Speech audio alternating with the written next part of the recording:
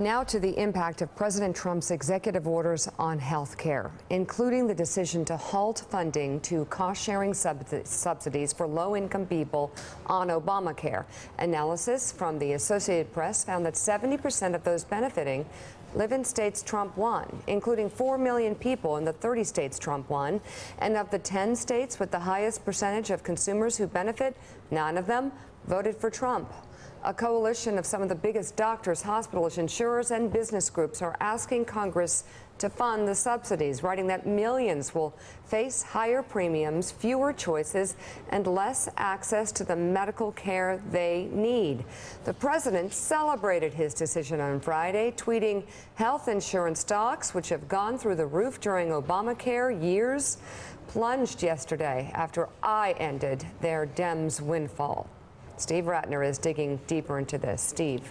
So the cut in the subsidies is one of about 12 things that the president has done to undermine the ACA in recent weeks.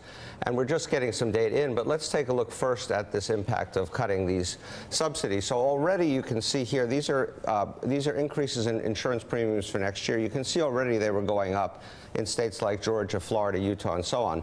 But what eliminating these subsidies does is it increases the increases, if you will, by far more, by 22.7% in Georgia, by 31% in Florida, 20% in Utah, and so on. And so these are major increases in premiums that will be faced next year by people who buy their insurance in the individual market. So let's take a look at who those people are.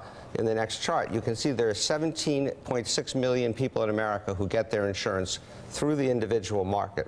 Of those, about 7.5 million do not get other kinds of credits. So they are going to bear the full brunt of those insurance premium increases that I just showed you. The balance of these people do get some tax credits, but their insurance is at risk because as premiums go up, as people stop buying insurance, insurers drop out. The CBO has estimated that simply eliminating these subsidies will cause 1 million people to drop out of this market and lose their insurance. Let me talk about one other thing that the president did recently that will have a big effect on people. Under Obamacare, if you got your insurance through an employer like NBC and you're a woman of childbearing years, you did not have to pay anything for your contraception.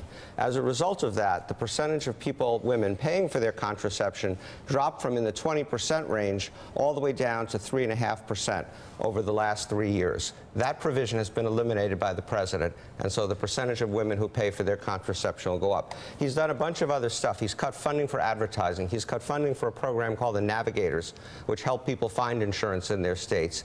He's done a whole bunch of things to basically undermine this, and we will see as open enrollment begins on November 1st how many people actually still sign up. That will be fascinating. Mark?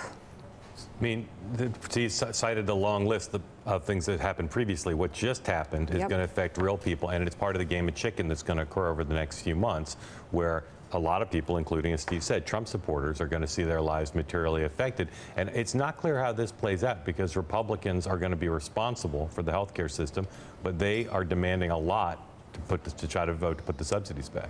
All right, coming up, we're going to talk to Republican Senator Susan Collins of Maine, fresh off her decision not to run for governor. Her vote helped sink the last Obamacare repeal. Now she's calling out the president once again on health care. Thanks for checking out MSNBC on YouTube, and make sure you subscribe to stay up to date on the day's biggest stories. And you can click on any of the videos around us to watch more from Morning Joe and MSNBC. Thanks so much for watching.